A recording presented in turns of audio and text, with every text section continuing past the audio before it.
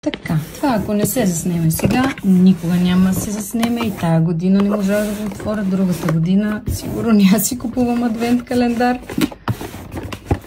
Така, сега да видим докъде бяхме стигнали. Стигнали сме до 8, сега отваряме 9. 9, още едно червило, много хубаво, ама поне да бяха други цветове. Аз не нося такъв цвят. Погледнете го. Много е красиво, ама за някой, който...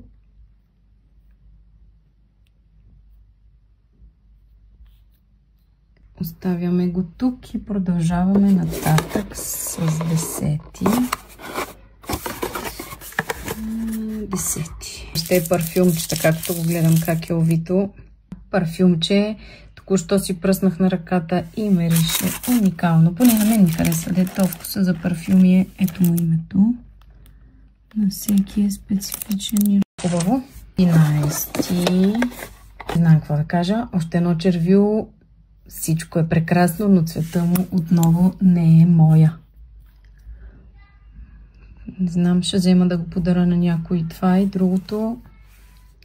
Просто тези цветове красиви са, но аз не си се представям с тях. 12. Ето го. 12 имаме спирала. Супер. Сега ще отворя да ви покажа четката. Ето я четката. Много е странна.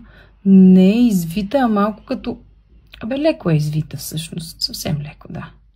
И мирише много хубаво. За първи път виждам спирала, която ухае толкова хубаво. 13. Имаме ето това лосьонче за тяло. Същото е като парфюма. Предполагам, че аромата му ще е същия, защото се казва по същия начин. 14. Ето това околочно кремче. 15. Още една спирала. Поне ще се запаси с спирали за дълго време. Сега ще се опитам да ви я покажа.